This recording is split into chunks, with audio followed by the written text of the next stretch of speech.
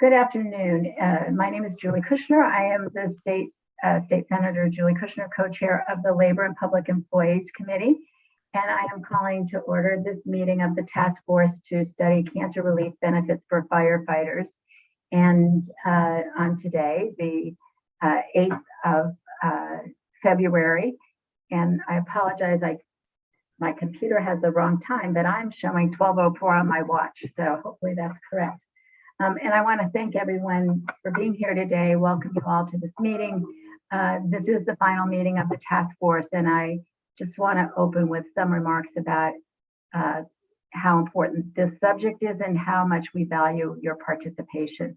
It has been a very compact agenda with a lot of important topics that we've discussed. And I think that today, as we vote on these recommendations, I just want to acknowledge that we're doing so after having listened carefully to everybody's input. And I also want to say that we're doing this for the firefighters and their family that so proudly serve our state and our cities, and really make sure that they're taking care of us in ways that are unimaginable. So thank you to the firefighters that are here today for what you've done serving our state, and thank you for all of you participating in this meeting today. I will start the agenda with opening remarks from my co-chair and our ranking members. So Representative Porter. Thank you, Senator Kushner, and I won't belabor the issue. I will just reiterate what you've said in agreement. I'm very thankful for the participation of each member on this task force, and really want to thank the firefighters that are present and those that we are actually doing this for and their families. Thank those that came to present to enlighten us and give us more in the way of a bandwidth and understanding, what we've been tasked to do. So I look forward to this meeting and voting on these recommendations. Thank you, Madam Chair. Thank you. Representative Aurora.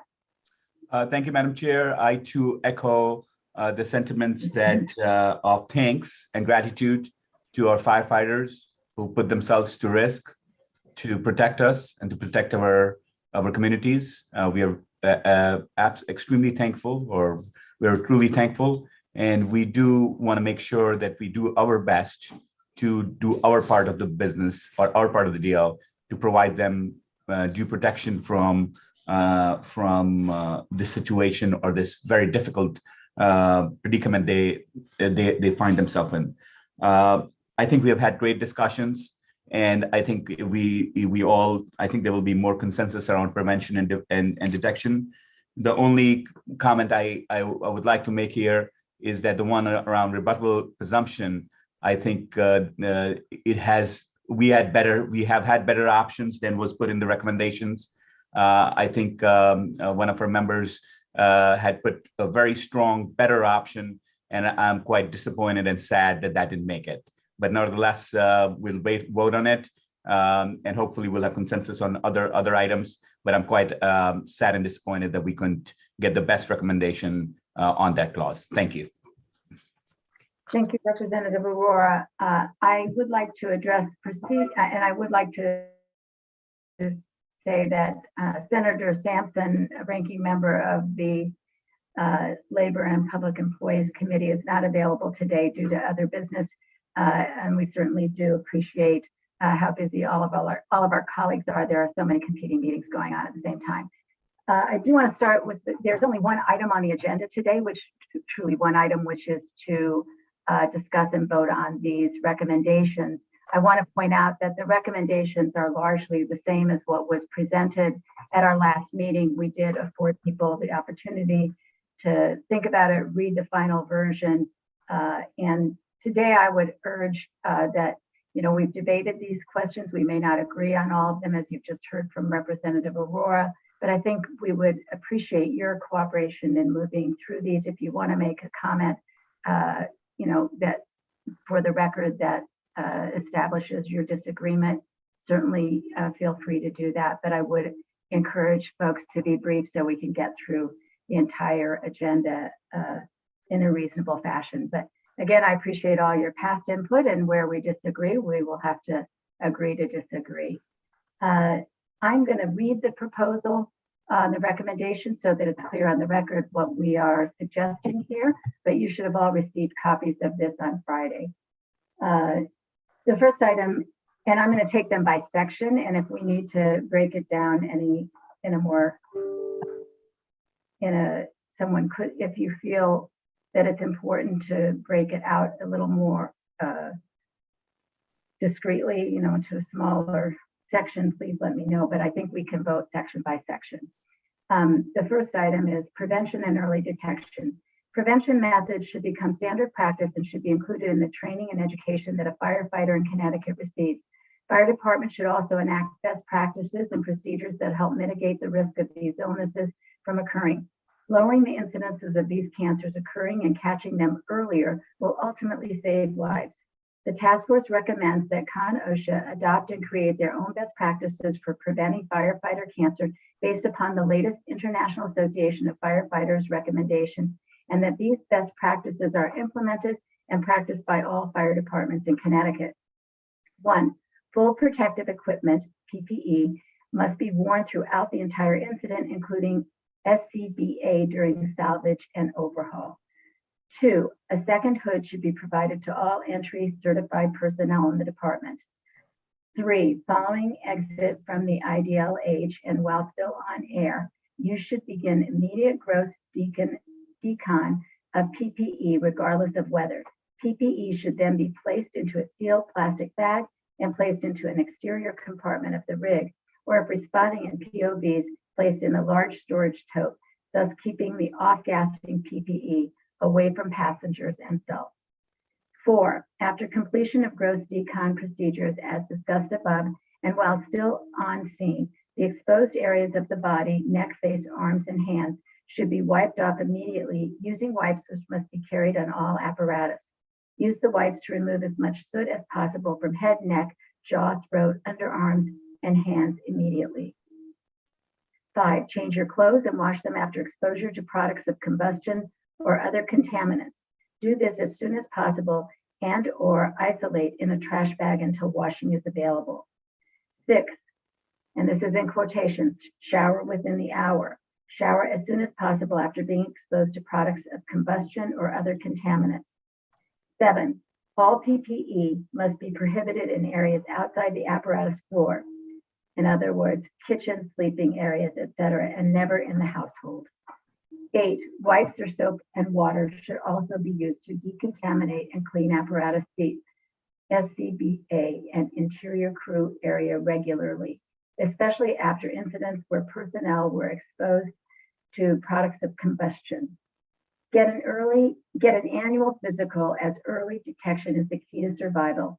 NFPA 1582 deals the necessary components of firefighter physicals and should be followed by all practitioners. 10, tobacco products of any variety, including dip and e-cigarettes, should never be used at any time on or off duty. 11, fully document all fire or chemical exposures on incident reports and personal exposure reports. 12, at least 2 sets of turnout gear should be provided to ensure clean gear is worn while the proper cleaning of the contaminated gear occurs. So that is the first section, and I see a hand, Rick Hart. Madam Chair, I'd like to make a motion that we accept all the recommendations that you just listed. Thank you. Is there a second? Second that, Madam Chair. Okay, seconded by our chair. Is there any discussion? Seeing that, I will just thank those of you who contributed to these outstanding recommendations. And so with that, I'll take a vote. All those in favor, please say aye. Unmute and say aye. Aye. Aye. Is there any opposed? Any abstentions? Okay, that's unanimous approval.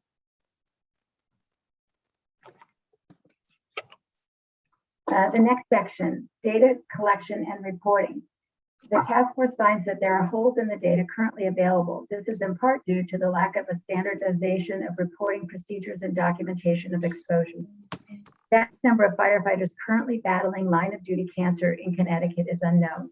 To better understand the scope of these cancers among firefighters in Connecticut, the task force recommends a standardized reporting procedure for when a firefighter is diagnosed with cancer that is suspected to have been caused by their line of duty work.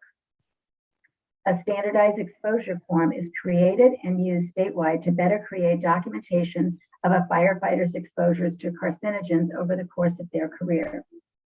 The task force recommends that OSHA be tasked with maintaining exposure reports as well as reports of instances where a firefighter has a cancer diagnosis that is suspected to have been caused by their line of duty work.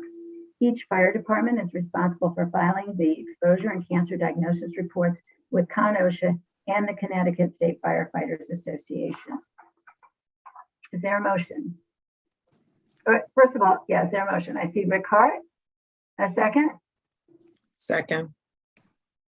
Okay, it's On seconded. Dumas, actually. Yeah. So I put Okay. it on the second, and is Yes. there discussion?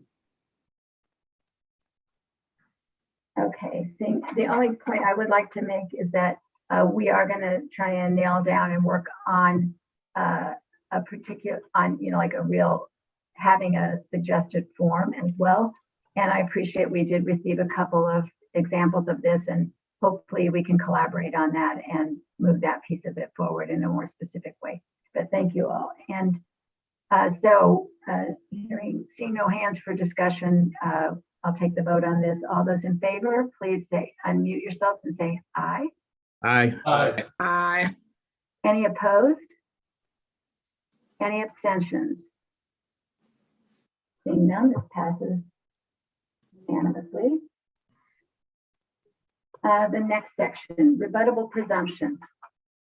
Adopt legislation that establishes a rebuttable presumption for professional firefighters bringing a workers' compensation claim for cancer caused by line of duty work and exposures. First point, adopt a pre-employment cancer screening and physical examination. 2, codify into law which cancers are covered by the rebuttable presumption.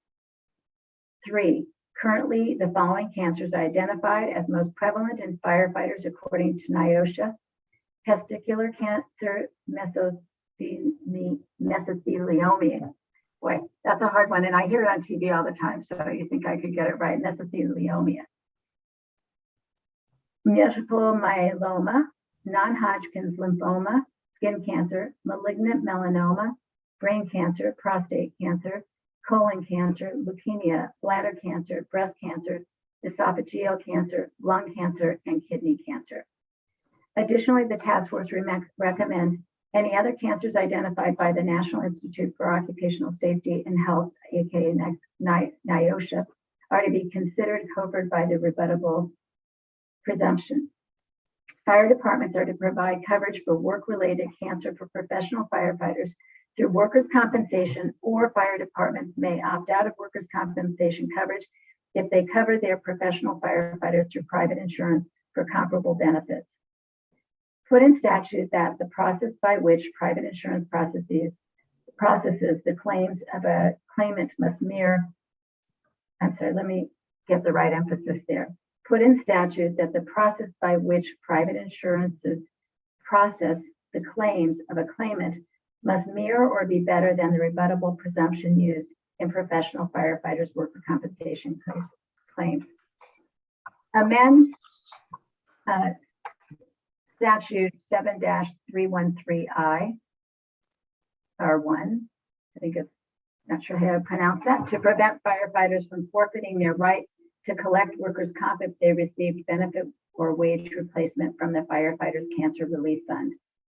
And finally, additionally, make amending current rules to allow the family/dependents of the deceased firefighters to continue to receive the wage replacement benefit for 5 years or until the spouse remarries. So those are the recommendations. I will note for the record that there was opposition and suggestion that we remove firefighters who suffer these cancers, remove those claims entirely from the workers' compensation system, and instead of offering the option for private insurance, the recommendation from one member was that all fire departments carry firefighter cancer coverage, and they do this through employee health care, long-term disability coverage, and a critical illness policy that would provide $25,000 upon a diagnosis of cancer, up to $12,000 in reimbursement for deductibles and co-pays related to cancer, and a $500,000 death benefit. So that was an alternative approach that was suggested by one of our committee members, the task force members. So that is, I will now open the floor for discussion. I see Mr. Adamson, since that was your proposal, I'd like to ask you to go first, and then I see Rick Hart. Okay, I guess I'm unmuted. Yes. Thank you. Yeah, I mean, I was the one that wrote the alternative recommendation. What I disagree with is, in the proposal that we've got on the table, that we've got both comp or the critical illness policy, yet there's no mention of the cost differential. It's 5 times more to go with comp versus a critical illness. And the entities that'll have to make these decisions don't have the information to make an informed decision.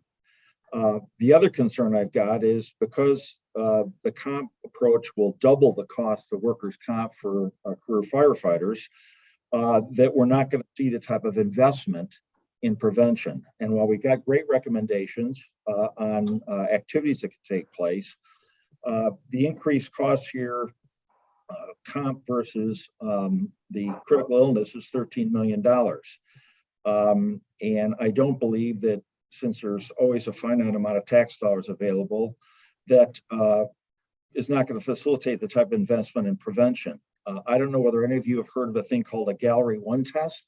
That's a new blood test that determines whether you've got any one of 50 cancers in your blood. It's an early detection system. Those tests, which should be done every year, cost between $600 and $900. So for 6,000 career guys, that's $3,750,000 at the 600 number. It's also recommended that people get an annual ultrasound. Those cost about $150, so that's about $900,000 for all the career guys and gals. But also, it's recommended that you get a standard exam that would include the thyroid test, lung functions, cardiac stress, a 10-part body scan that includes testicle and prostate, hearing, TB, body mass, and range of motion. Those kind of tests at a good discount cost another $3.7 million. So we're talking about best-in-class prevention is going to cost 8.4. We're not going to get that funded by going with comp. And the decision here, in my opinion, is by early detection, we give the women and men in the fire industry a chance of catching cancer early. So survival rates are better, and maybe you do survive. But if you don't, I don't see how things change. We're just going to be paying money for people that got cancer or maybe die. In this case, with this new blood test and some of the others, I like to think that Mrs. Johnson's husband, who didn't detect his situation until he had stage 4, would get detected early enough to prevent what happened to him. And that's the decision here. It's not about, comp is right, the critical illness. It's about best use of dollars to potentially save people's lives. And I just don't understand why the majority here is stuck on comp is the solution. It's not the solution. I mean, if you look at comp, has started to take care of injuries at work, injuries specific in time and place. We have presumption because you can't determine whether cancer or cardiac and all that is specific in time and place. So we've evolved into these presumptions, which are imperfect, debatable, and don't always get the firefighter the kind of support that they should have. The approach that I recommended will, and there's also then, we could strongly recommend to the legislature that they invest in some of these tests, ultrasounds, the Gallery 1 test, and maybe a comprehensive standard exam. And these would be every year exams. Your chances of prevention are so far enhanced. And there are some states or fire districts that are doing this type of thing. The company I talked to, that does these tests and administers Gallery 1 and all that, they're in about 9 states, and there's a lot of other parts of the country that are, at least at the fire district level or muni level, supporting this type of initiative to do the best for their firefighters. And that's why I feel we're making the wrong recommendation here. Thank you, Mr. Adams. And I do want to make clear to everyone who's on the task force and also anyone who might be listening, when these recommendations are taken up by the legislature, they will go through a thorough vetting process that will include an official fiscal note and an analysis. So I don't want people to think that some of the financial data that was just provided by Mr. Adams, and that has not been vetted by the committee or by any legislative nonpartisan structure. So, clearly we will get to that point where those dollars are examined. I see Rick Hart. Thank you, Madam Chair. I just initially raised my hand just for some clerical issues in point 3 and point 4. NIOSH, it's NIOSH. There is no A at the end. So just for the record. And as far as Mr. Adamson's call for a comprehensive medical exam, that's why I put in the suggestion that NFPA 1582, which covers all of the tests that he has mentioned, was put in the recommendations. So that would be that comprehensive medical exam on an annual basis. Thank you. Thank you. Next, I see Representative Aurora. Mr. Adamson had his hand raised. Was he trying to respond to or continue with the discussion, or is it raised from a prior time? I will call on him as soon as you're done. So go ahead with your remarks. I mentioned in my opening remarks that the rebuttable presumptions after all the discussions I have heard, after all the kind of analysis we have seen, we have thought through, seems to be the absolutely wrong answer. It is not the logical, rational way to go about it. It is going to cost more to the municipalities, and so it may not there'll be a serious pushback from them. The speed with which firefighters will get their benefit is slower, and there's still a lot of legal wrangling involved in there. The other option we were looking at was very clear-cut, no questions asked. You have cancer, you get the money. Here, you still have to go through a process. And so it is an inferior solution, which we are proposing and recommending while we keep the better solution away, which really is just confusing me really so much and upsetting me, because when you have something which is more for less, I think it's incumbent upon us to take it, but in this case, we are not. And finally, I think still more, I would be able to, understand that sometimes committees have biases and sometimes committees, or perhaps, I'm not in a position to understand or something like that. The killing point here is that the idea of providing an insurance always comes with massive prevention as a lever, because no insurance company wants to pay out. They want you to prevent. We can even add that on top of what we do. Workers' comp cannot do that. We also heard that, the money won't be available. So really what we are trying to do, we have chosen is an inferior recommendation, which will actually not do the most important thing, which is save lives for our firefighters. If anything I have to do, when I get up in the morning, I want to make sure that I can be true to myself, that I did all to save those and to save the health of those. And I do understand that paying them when they are in a really bad health is also important. But of much more importance to me is to make sure that they don't get sick. That's just extremely important. And that's why I am, beyond words. I cannot see why the committee is and the leadership is looking at it this way. This needs to be really replaced by what the other alternative was. This is, as I said, inferior in cost, inferior in speed, inferior in prevention, and inferior in saving lives. And I do not know why we would even think about that. I'm confused, I'm upset, I'm disappointed. And so I'll be voting no against this provision, and I will definitely try to convince our body when if it comes up in the legislature as to why this is the wrong idea, done perhaps with the amount of investigation and the amount of information we looked at. And I'm very thankful to each one of you because sometimes, we didn't know whether which recommendation would be best. As a matter of fact, when I came in, I thought maybe, it would be the rebuttable presumption. Maybe it would be, I came with an open mind. And after seeing the preponderance of data, it was sometimes I've in my life made difficult decisions. This was the easy decision, which is being made the wrong way. That's why I'm very upset and disappointed. And so I'll be voting no. Thank you, Madam Chair. Thank you, Representative Aurora. Mr. Adamson? Yeah, sorry, I wanted to respond to Rick Hart real quick. Rick, the tests that you pointed out are right, are the 1582, and actually the organization that's in 9 states doing these tests where they come to the firehouse and administer the tests is called 1582, and I'm happy to introduce them to you if you're interested. And I owed you another response on, you pointed out a couple occasions that workers' comp is not taxable, and that was a benefit again versus the alternative here. And I neglected to point out that in the state of Connecticut, that workers' compensation benefits are given based on a weekly wage of 75% of the weekly wage for an individual. So they're effectively tax affected. Comp, they don't want to give an incentive for people to stay away from work.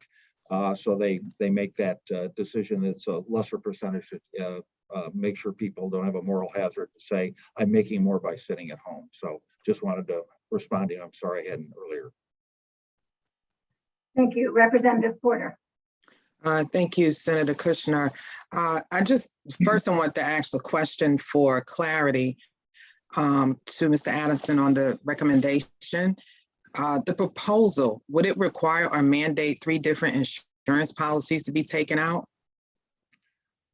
Well, yeah, I mean, we've got most of the firefighters or the career operation, I think, have disability, but we have to make sure that they all provide long-term disability. The critical illness is a single policy with a menu for the $25,000 immediate payment to cover extra costs that are incurred when someone does get ill. That has the copay and deductible reimbursement, and then has the life benefit. So those would be the 2, and then obviously the person continues their health insurance. Okay, and thank you for that. I mean, I think that might itself create some confusion. And I'm not sure, and maybe you can speak to this, but potential added costs, would that, and delays, how would that impact the process as you see it? I'm not sure I understand your question. I'm thinking that alone would create confusion, having to require a mandate 3 different insurance policies be taken out. And I'm also thinking that it could potentially add costs. So I'm asking you if what I'm thinking is correct, or if you can explain why it's not. Well, okay, so the critical illness policy comes with the life component, the deductible, and the immediate payment. And most of the firefighters already have disability insurance and health insurance. So I don't see that as a big issue, and due to the significant cost savings, I just view it as a much better approach because we can shift money to get into the prevention side that's really needed, in my opinion. Right, thank you. And I do think that what we're proposing actually does that. The prevention methods have cost saving, and they are, I think, the most important component of it. Well, all the activities. But we also still have firefighters that unfortunately have been diagnosed. Robin, Representative Porter, you broke up for a moment. Could you repeat that? I was just saying that what we propose as well, because I think it's critical, the point you're making around the prevention, that the prevention methods have cost saving, and most importantly, they are life-saving results. But we still need to be mindful that we have firefighters that unfortunately have been diagnosed with cancer. So the other thing that I'll just say on top of that is that we're giving municipalities options and flexibilities in finding coverage, the coverage that they feel will work best for their particular fire department. I do, hear what you're saying. I respect what you submitted, but I have to say that I support what's been put forth in the way of the workers' comp. Thank you, Madam Chair. Thank you. Next, I saw a hand, but I think it disappeared. Attorney Morrissey, did you have your hand up or? No. Okay. All right, I'm sorry for that. Mr. Adamson. Yeah, just to clarify on that, while we did have that blue ribbon thing that I had suggested, and we've incorporated all those recommendations, which I think are great, we're still not mandating and funding the testing, which has significant costs. And I think that's an additional component that's not been recognized in our prior discussions. And to spend fivefold on the same coverage, when we could spend that money, a lesser number, on the testing that would catch cancer in early stages, it just doesn't seem right to me.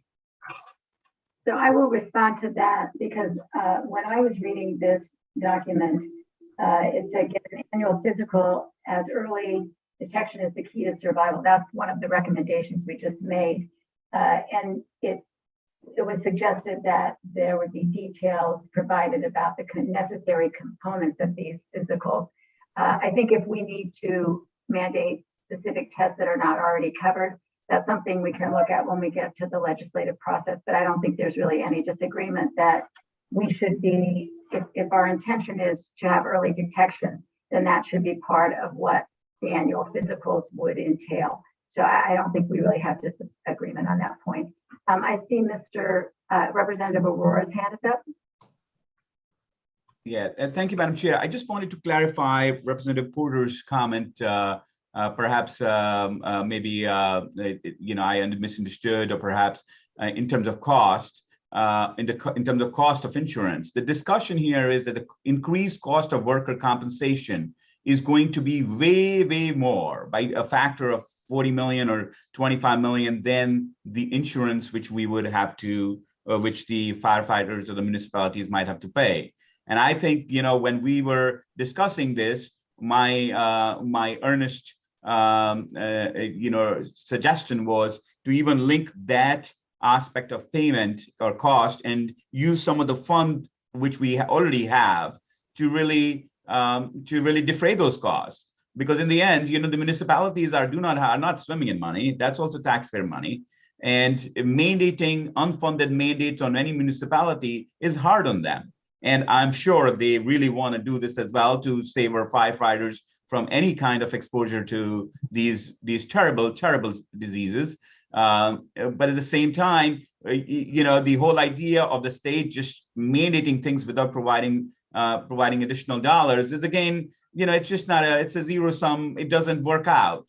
And so I think I just want to clarify that from a point of view of this recommendation, the reason I come out so against it or not in favor of it is because we had another option which cost a third and was a better option in many, many ways.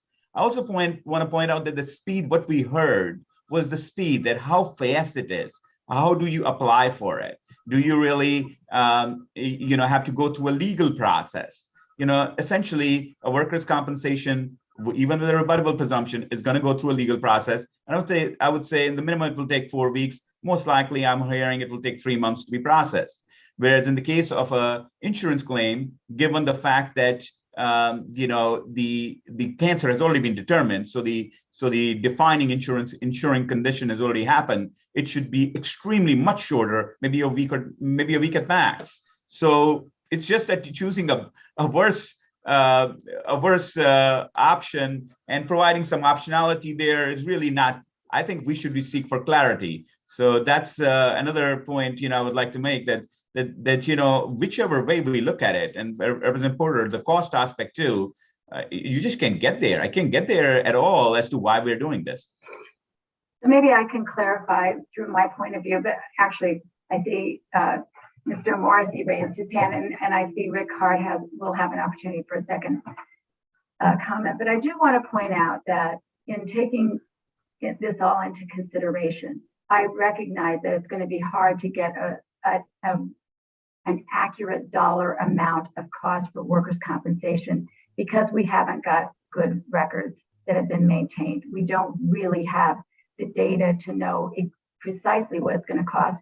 But I know in other instances when we did gather data about extending workers' compensation beyond it, for instance, when we decided to extend it for purposes of coverage of post-traumatic stress injuries, we found out that the cost that was anticipated or had been talked about in the past was much greater than the actual cost of doing that. I think the bottom line for me is that we've heard from firefighters, and the firefighters have said they want a rebuttable presumption, that they want to stay within the workers' comp system. And that's really important to me. And I think the other piece of what we have put forward as our recommendation that Representative Porter addressed was that in looking for some kind of compromise here, we did embrace the option for a municipality to take out private insurance. But if you pay attention to what the recommendation says, it has to be comparable in terms of the benefits it provides. And I think that's the most important thing. What we're hearing, we're 100% in agreement that early detection is the absolute most important. We're in 100% agreement on prevention methods.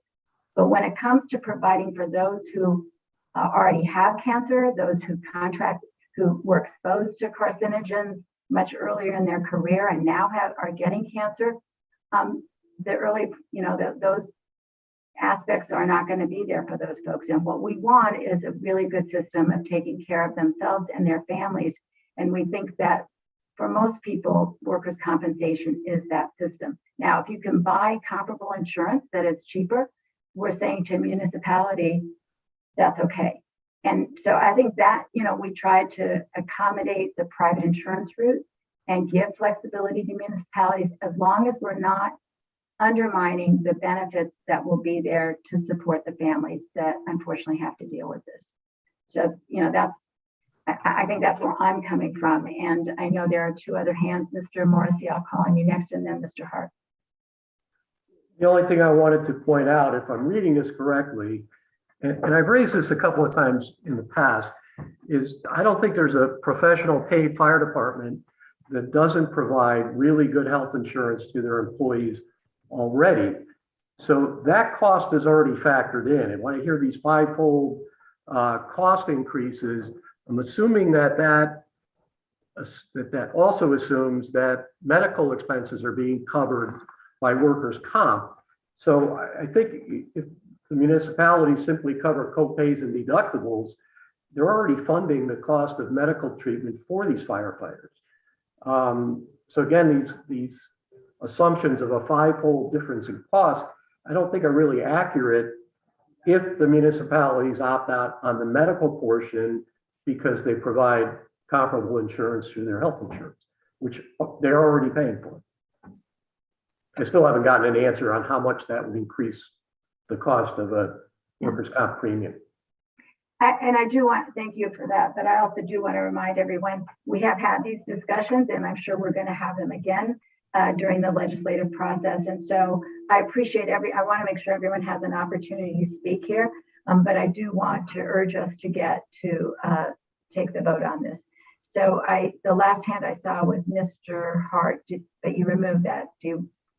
I was just saving you the aggravation of having to lower it for me, Senator. I'm a little tired of the boogeyman argument of the unfunded mandate. Everything the state legislature does is an unfunded mandate. They're mandated to have a police department, a fire department, which isn't funded by the state, but we don't hear any arguments about that. Also, the governor has lowered the costs, the rates of workers' comp insurance. So there's savings right there. It's frustrating to hear the argument of these unfunded mandates when if you're mandating that municipalities have to purchase secondary insurance, long and short-term insurance and death benefits, that's also an unfunded mandate, but that argument is not being made as well. It may be cheaper, it may not be. We don't have the numbers because it's all based on experience. So if, we can't compare apples to oranges. in all honesty, until we have accurate numbers. So I just ask that we stop with the unfunded mandate argument. Because that's absolutely, both arguments are both solutions are unfunded mandates. Thanks. Thank you. And I see no other hands at this time, so I will ask if there's a motion. I see Rick Hart's hand. Second, I'll second. Bob got it. Okay, a motion by Rick Hart and a second by Bob Smith. And I will ask for all those in favor. Aye. Aye. All those opposed, No. all those abstaining. Okay, the motion passes.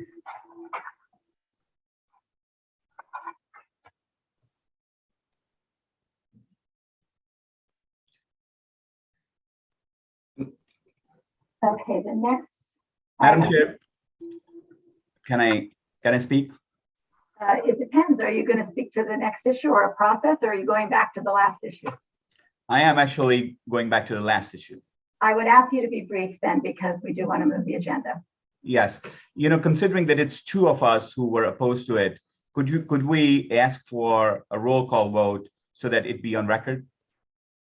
Because if you go to a voice vote, then we won't be on record of having. I'm fine with that. I don't have a problem with that. So I will take the roll. I don't know if the clerk is here to take the roll. If not, I can take the roll. Let me just take it because it's right in front of me. Representative Porter. Representative Porter votes in the affirmative. Senator Kushner, I vote in the affirmative. Representative Aurora. In the negative, please. Mr. Morrissey. Promoted me. Aye. Mr. Smith. Aye. Mr. Drapeau. Aye. Mr. Hart. Aye. Mr. Dumas. Aye. And Mr. Adamson. Nay. Okay, thank you. The next item is, let me just get to it, is Madam Chair, I'm Yes. just checking for, to make sure, just technically, that you're correct. You should give the results of the vote. Sure, thank you. You're welcome. We had 1, 2, 3, 7 yeses, 2 noes, and 2 absent. And just announce that it passes. So it passes. Thanks, Rob. You're welcome. The next item is fund solvency. And it reads, the task force recommends that the legislature appropriate $1,200,000 to the firefighters cancer relief account. This appropriation retroactively makes up for the years that the annual appropriation of $400,000 was deferred. The legislature maintaining the annual $400,000 appropriation to the firefighters cancer relief account is needed to ensure solvency of the firefighters cancer relief fund. The statutory requirements for the annual appropriation of $400,000 without the $1,200,000 in missed annual payments would be insufficient in meeting the level of funds needed to support the long-term commitments of the fund made by the legislature. To further help with fund solvency, the task force recommends workers' compensation reimburse the firefighters cancer relief fund the amount of wage replacement a firefighter received from the fund once a workers' compensation claim is approved. Is there a motion? I see Mr. Hart has moved. Is there a second? Second. Mr. Drapeau seconds. Is there any discussion? Mr. Aurora, Representative Aurora, I apologize. Oh, thank you, Madam Chair. This specific fund solvency is really related to the last section. In a sense, can we get the right amount of compensation in a speedy manner, in a expeditious manner? And I don't think that funding this separately while solving the other problem in a different way really adds up. To my mind, I was actually, my suggestion or my line of thinking was that we would divert these funds to the purchase of an insurance, so as to say, to help defray costs for the municipalities. And as a result, I wouldn't be able to support this in a standalone basis to increase the funding. Thank you, Madam Chair. Back to you. Comments? Mr. Hart. Thank you, Madam Chair. This isn't an increase in funding. This is to make good on funding that is explicitly listed in a statute that has not been followed. So we're just holding the state to their statutorily mandated responsibilities. Thank you, Mr. Hart. And I do want to also explain for those who might be listening, I think everyone on the task force understands that going forward, we will be now, and I think Mr. Dumas's organization is responsible for this, we will be processing claims of firefighters based on previous statute. And those claims that process was set up to address delays in processing of these claims through workers' compensation. And I really appreciate the previous efforts of everyone who contributed to coming up with this solution that would address, immediately provide support for our firefighters when they're suffering with cancer and are facing some timeline for processing claims. And I think it's a good solution, and we really, I support it. But I think we made a mistake when we drafted the statute originally to not provide for workers' compensation to pay back the fund so that it continues to have solvency and continues to have the funds necessary to provide the service that we had intended as a legislature. So I strongly support this, and I think it's a good solution that will address the needs of the families immediately, while also allowing them the full opportunity to seek support from workers' compensation. So that was my reason for supporting it, and I see no other hands at this time, so I will ask for a vote. All those in favor, please signify by saying, oh, because Representative Aurora asked for a roll call vote on the previous issue, and because he's already stated he'll be voting against this recommendation, I will go by a roll call vote. So starting from the top, Representative Porter. Representative Porter votes in the affirmative. Senator Kushner votes affirmative. Representative Aurora. Nay, please. Attorney Morrissey. Aye. Bob Smith. Aye. Attorney Drapeau. Aye. Rick Hart. Aye. Ron Dumas. Aye. And Mr. Adamson. Abstain. I do apologize for not being consistent in how I call your names out. I'm not sure why, but on my list, in some cases, it says attorney. It does not say Chief Hart, which I apologize for. I like saying that. But I hope you all will understand that I have great respect for all of you, even if I don't get your titles correct. So the tally of the votes is 1, 2, 3, 7. 7 yeses, 1 no, 1 abstention, and 2 absences. So it passes. Thank you. And Madam Chair, can I just ask you really quickly? I noticed that we had someone come in, Jeffrey Tomczyk. Do we know who? Yes, Jeffrey Tomczyk had asked to observe because he actually will be replacing Mr. Hart for the firefighters. Gotcha. Okay, But that's fine. I just wasn't sure who it was. Thank you, Madam Chair. he understands he has no voice or vote here. So next item is the continuation of health insurance for survivors. Amend the statute 284B by changing the word employee to claimant. This will provide a continuation of benefits for a widow and dependents of a municipal employee in the instances when a firefighter dies from a qualifying cancer and is thus no longer classified as an employee. Is there a motion? Mr. Dumas? So moved. Is there a second? I'll second. Mr. Smith? Is there any discussion? I don't see any hands.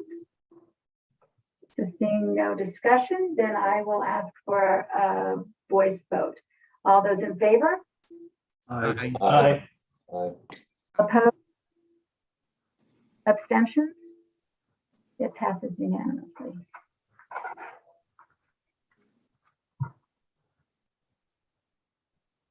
And next is bridging pension benefits.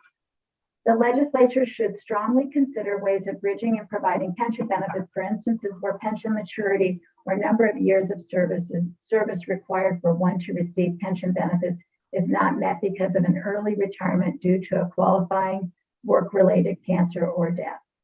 Amend current, is it Connecticut MERS? Is that the way to say it? Connecticut MERS statute to provide that a qualifying cancer caused by line of duty work is to be considered a service-connected disability for firefighters. And 2, qualifying cancer death caused by a firefighter's line of duty work should be classified as a line of duty death. Is there a motion? So moved. Moved by Representative Awara. Yeah. Second. I see Rick Hart's hand. And is there any discussion? Seeing no discussion, then I would ask for a voice vote on this. All those in favor, please signify by saying aye. Aye. Aye. Any opposed?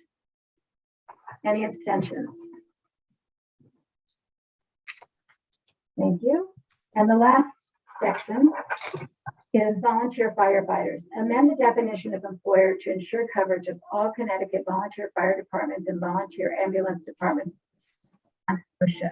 Federal OSHA has determined that it does not have jurisdiction over volunteer fire departments in Connecticut, nor volunteer ambulance companies because of their affiliation with municipalities, and their jurisdiction is limited to private entities. Without this change to the definition of employer, certain volunteer fire and ambulance departments will not be held accountable under either state or federal law. The change in definition is critical for ensuring prevention methods are fully implemented and practiced along all fire departments in the state of Connecticut. Further, the task force recommends the legislature convenes a task force of volunteer firefighters whose task would be to study the best way to provide cancer relief benefits to the nearly 20,000 volunteer firefighters who bravely serve and protect the state of Connecticut.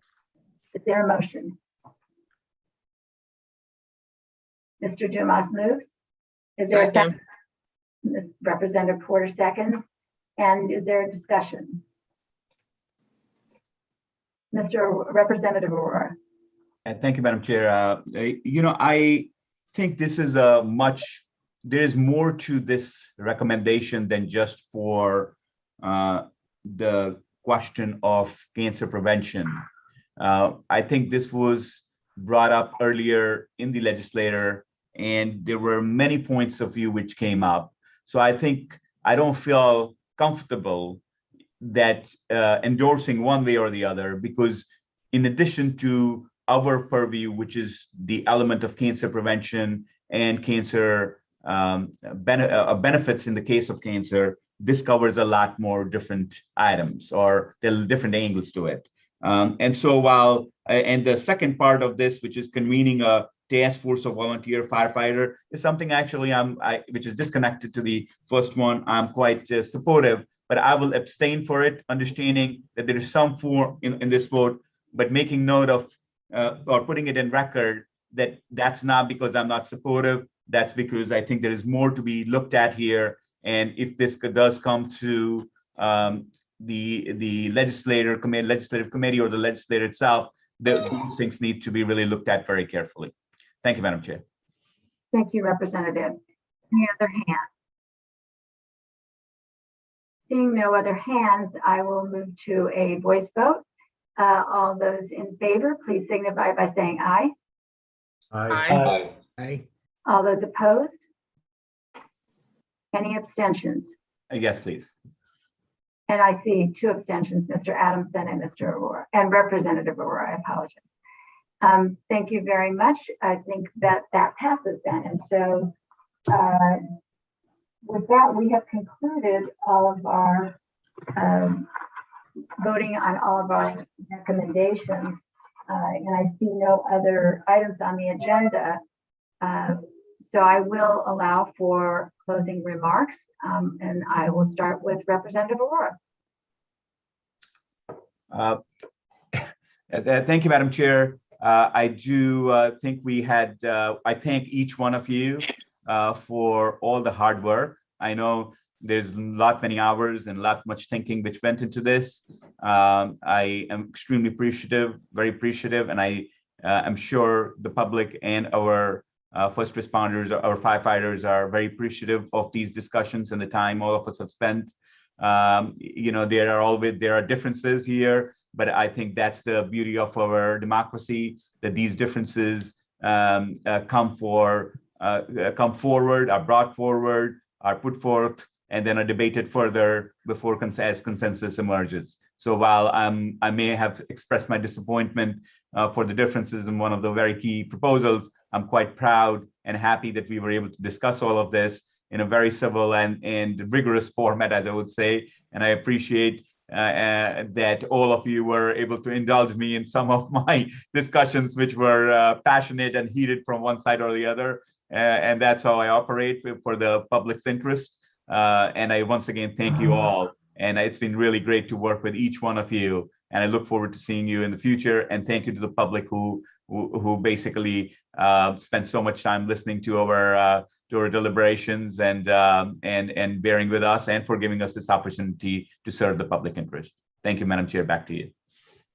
Thank you. Representative Porter. Thank you, Madam Chair. I'll just say thank you once again. There aren't enough thank yous to each and every member that I could give today. This is very important. I myself have lost someone very near and dear to me right here in the New Haven Fire Department to cancer. So I know how this directly impacts the family, the spouse, the children that are left, the family and friends that love and care and help to bridge the gap when there is financial stress on the family due to a death from cancer, or even just getting cancer and having to leave the job and not be able to go back. So it is truly deeply felt, and it is heartfelt, the participation and the people that were at the table to make this happen. I'm looking forward to these recommendations going to the legislature and hoping that what we get put forth for a vote and to the governor's desk will make the impact that we so desire. Thank you, Madam Chair. Thank you, Representative Porter. And so with this, I'll just make a few concluding remarks. And Representative Porter, I want to thank you for reminding us that there are real life people that we count on every day to protect our communities and to protect our property. And those firefighters, those brave men and women, too often, unfortunately, suffer from the risk that they're taking. And so anything we can do to provide relief to the families and to the firefighters, you know, I think it's our duty and our obligation to do. I do see Rick Hart has his hand up, and since Rick was one of the real promoters of this issue for such a long time, I do want to give him an opportunity, Chief Hart, to say a few concluding words. Thank you, Senator Kushner. I'd just like to thank our two rock star co-chairs, Senator Kushner and Representative Porter, for shepherding this bill through the legislature last year. And I know Jeff Tomczyk will do a phenomenal job assisting you in putting this forth into draft legislation and passing it hopefully this year and onto the governor's desk. But I want to thank everyone else that served on the task force for their insight and for their passion for this matter. And just speaking on behalf of the 4,000 career firefighters, we say thank you to all of you for your commitment to the fire service. Thanks. Well, I'm not going to say another word because I think that in this instance, Rick Hart should have the last word. So thank you all for being here today, and thank you for participating in this task force. And with that, I think we conclude the business of the task force to study cancer relief benefits for firefighters. Have a good day. Thank you.